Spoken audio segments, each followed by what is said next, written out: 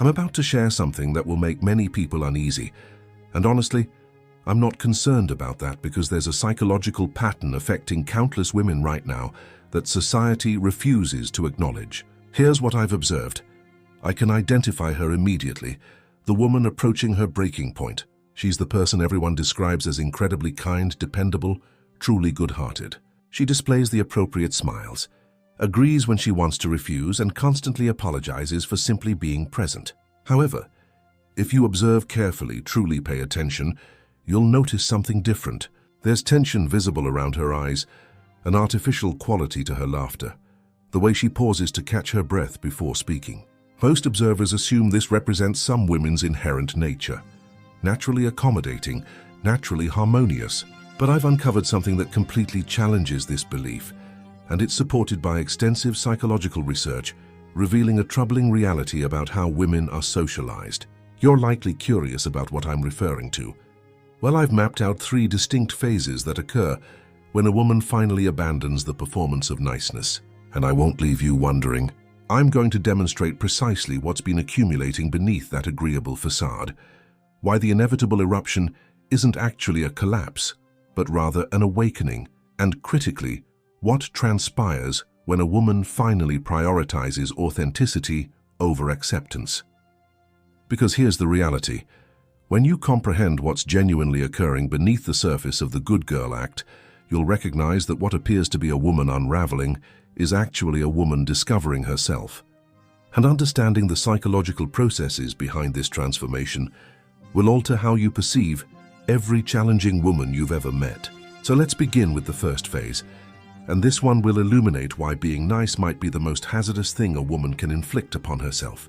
Today we're exploring the concealed psychology of female anger, why women are trained to repress their genuine reactions, how this repression generates a psychological pressure system that eventually detonates, and what actually occurs when a woman finally stops placing everyone else's comfort above her own truth.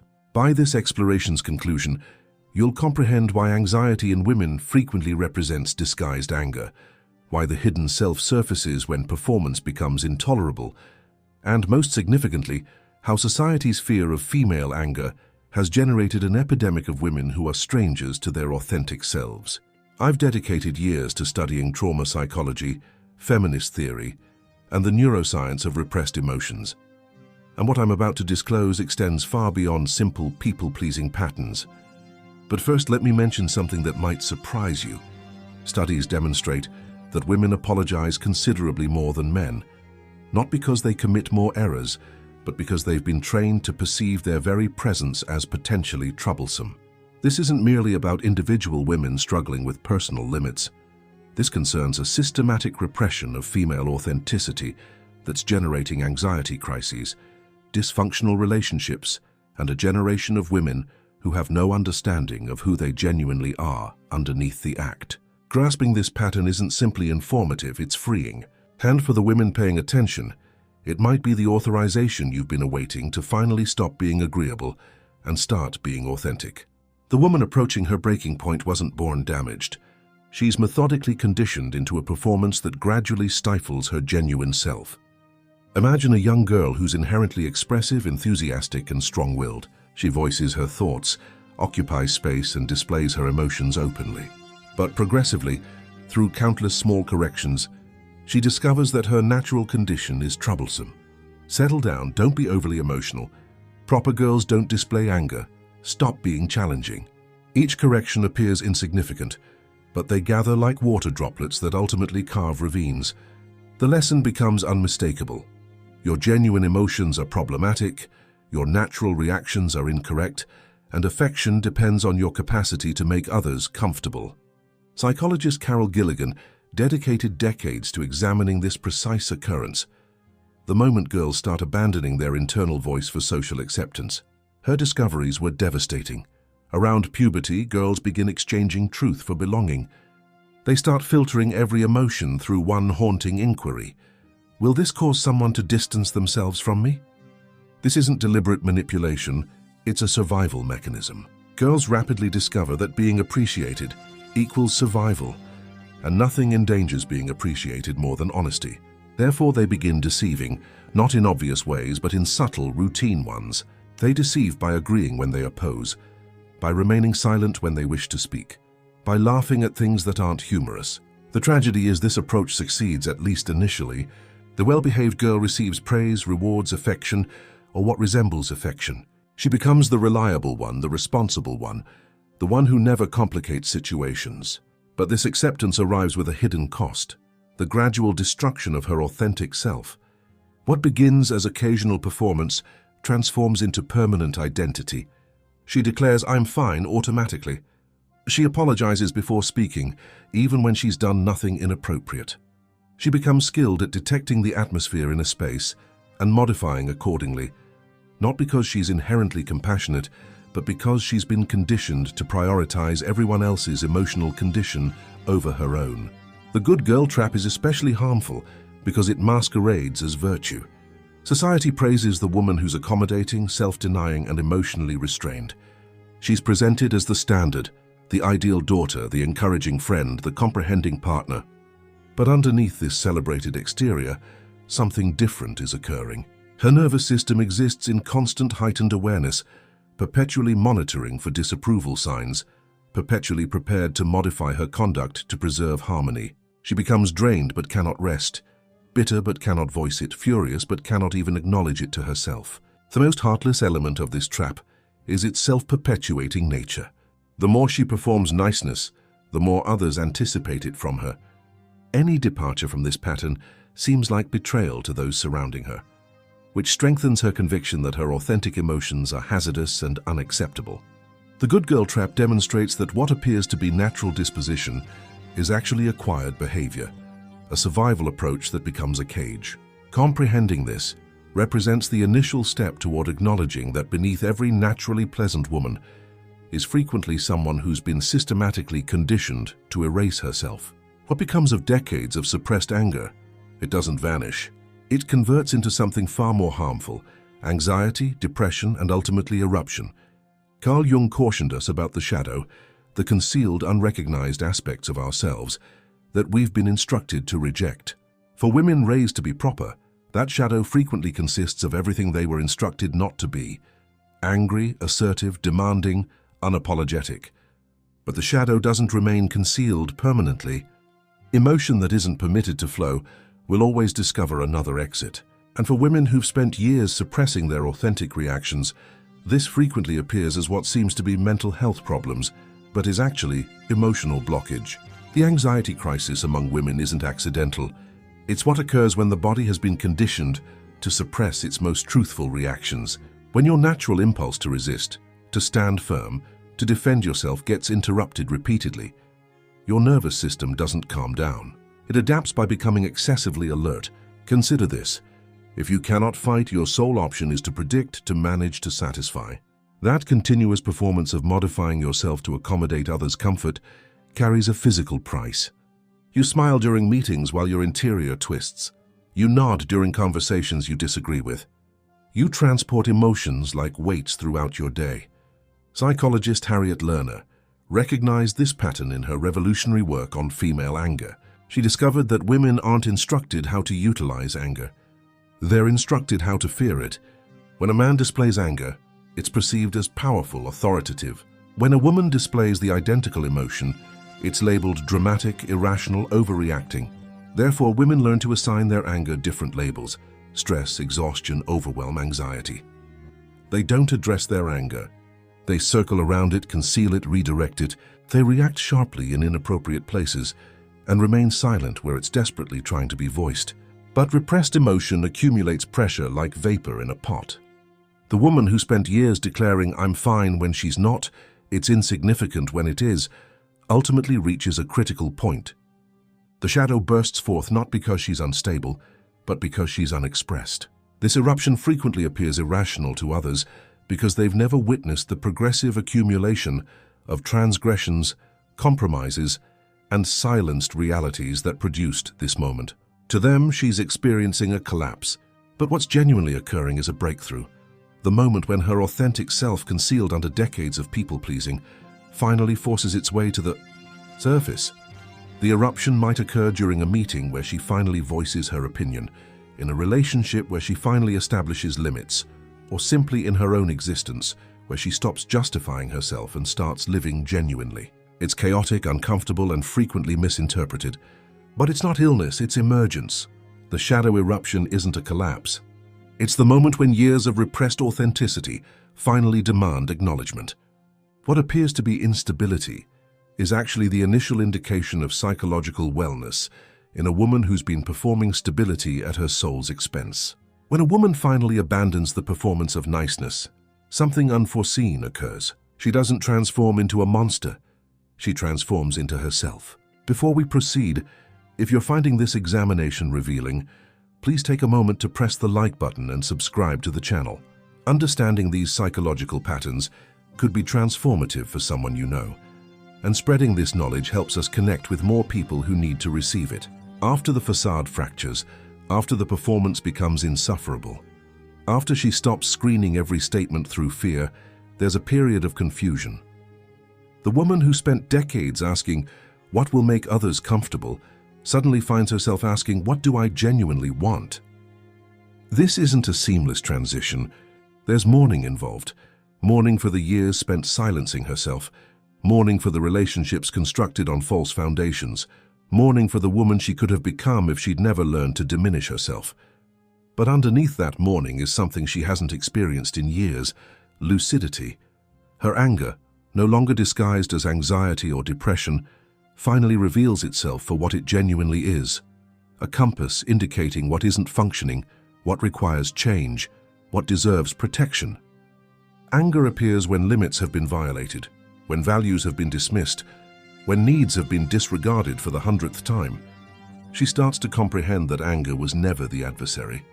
It was the most truthful aspect of her all along, the aspect that refused to tolerate disrespect, that recognized she deserved superior treatment, that insisted this is unacceptable.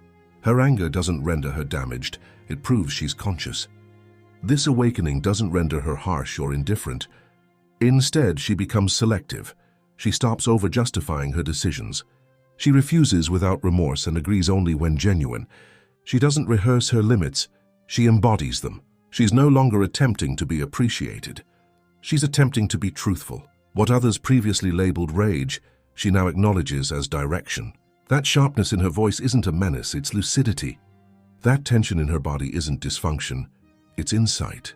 That refusal to transport others' comfort while abandoning her own isn't selfish, it's sacred. The authenticity awakening demonstrates that the challenging woman was never the issue. The issue was a system that required she erase herself to be acceptable. When she stops cooperating with that system, she doesn't become hazardous, she becomes influential. This influence isn't about control or hostility, it's about integration. The capacity to embrace her complete emotional spectrum without apology, to navigate the world without continuously monitoring others' reactions, to exist without authorization. Individuals surrounding her might oppose this change. They might inquire what's wrong with her, or pressure her to revert to her previous accommodating self. But she's experienced authenticity now, and there's no returning to the performance. The authenticity awakening demonstrates that what we label challenging women are frequently just women who've stopped being willing to erase themselves for others' comfort. Their supposed difficulty is actually their return to psychological wellness. When a woman stops being nice, it doesn't merely change her. It reveals the unspoken agreements that maintained everyone else's comfortable delusions in position. The woman who stops performing niceness rapidly discovers something disturbing. Numerous her relationships were constructed on her willingness to be smaller than she genuinely is. When she begins appearing genuinely, some individuals don't merely dislike the transformation, they actively oppose it. This opposition isn't random. Genuine women threaten a system that depends on female obedience. When one woman stops over-accommodating, it makes other women question why they're still doing it. When one woman establishes limits without remorse, it challenges others to examine their own limitless relationships. The social confrontation frequently begins with subtle resistance. Friends might say she's transformed or become challenging. Family members might pressure her to revert to how she previously was. Partners might voice discomfort with her newfound assertiveness, claiming they miss the previous her. But here's what they're genuinely missing. They miss having someone who would sacrifice her own requirements to satisfy theirs. They miss the convenience of her endless accommodation. They miss being able to depend on her silence when voicing truth would be inconvenient. This social opposition functions as an examination, exposing which relationships were founded on genuine connection and which were founded on her willingness to diminish. The individuals who genuinely care about her will adapt to her authenticity, even if it requires time. Those who only valued her for her obedience will frequently disappear. The genuine woman confronts a decision: revert to performance to preserve these relationships, or progress toward authenticity and accept that some connections will conclude. This decision is especially difficult because women are socialized to believe that preserving relationships is their obligation, even relationships that require them to betray themselves. But the social confrontation also demonstrates something influential. There are individuals who are attracted to authenticity, who respect limits, who value honesty even when it's uncomfortable. These connections constructed on truth rather than performance become the foundation of genuine closeness. The woman who selects authenticity frequently discovers that while she may possess fewer relationships, the ones that remain are deeper, more truthful, and more fulfilling. She's no longer surrounded by individuals who appreciate her performance. She's surrounded by individuals who appreciate her. This transition from quantity to quality in relationships reflects her internal transition from performing to being. She's no longer attempting to be everything to everyone. She's being herself to those who can accept it. The social confrontation demonstrates that genuine women don't lose the correct relationships. They lose the incorrect ones. The opposition they encounter isn't evidence that they're incorrect, but evidence that they're challenging a system that benefits from their silence. The objective isn't to swing from repression to eruption. It's to discover the middle ground where authenticity and wisdom coexist. Once a woman has experienced authenticity, the challenge becomes learning to exercise it responsibly. The pendulum frequently swings from years of repression to a period of raw, unfiltered expression. This phase is necessary but not sustainable. The integration challenge involves learning to respect her emotions without being controlled by them, to voice her truth without destroying everything surrounding her, to preserve her genuine voice while still considering the impact of her statements. This isn't about returning to people-pleasing. It's about developing emotional intelligence alongside emotional honesty. She learns to inquire, is this the appropriate moment? Is this the appropriate person? What am I attempting to accomplish with this expression?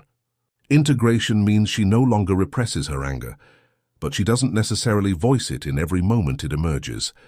Instead, she utilizes it as information, data about what requires attention, protection, or change.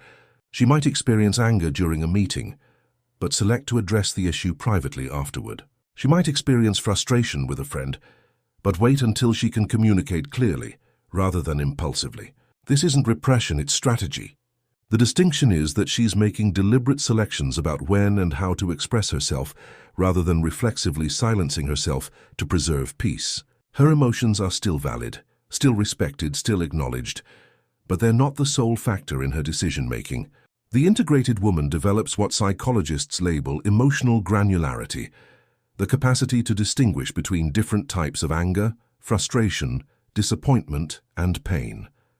She can identify whether she's angry about this particular situation or whether this situation activated older, unresolved anger. She also learns to separate her value from others' reactions to her authenticity. When someone labels her challenging or transformed, she doesn't automatically assume she's done something incorrect. She assesses the feedback through the perspective of her own values, rather than immediately modifying to regain approval. Integration involves developing comfort with being misinterpreted. Not everyone will value her authenticity, and that's acceptable. She's no longer attempting to be agreeable to everyone. She's attempting to be truthful to herself. This doesn't mean she becomes insensitive or thoughtless. If anything, her authenticity frequently makes her more genuinely caring because she's responding from truth rather than obligation. Her kindness transforms into selection rather than compulsion. The integration challenge demonstrates that the objective isn't to become an angry woman, but to become a complete woman, one who can access her full emotional spectrum without apology while still selecting her responses intelligently. When a woman stops being nice and starts being genuine, the transformation doesn't conclude with her. It generates ripples that alter every relationship and system she contacts. The woman who has integrated her authenticity becomes a different kind of force in the world. She's no longer managing everyone else's emotions or accepting responsibility for their comfort. This transition generates space for others to develop their own emotional intelligence and responsibility. Her children, if she has them, mature witnessing a model of healthy limits and emotional honesty. Instead of learning that affection means self-sacrifice, they observe that affection can coexist with self-respect. They witness someone who can refuse without remorse and agree without bitterness. Her friendships transform from surface-level pleasantries to deep, significant connections. Because she's no longer afraid of conflict, she can navigate disagreements without avoiding them or exploding over them. This generates the safety for others to be genuine as well.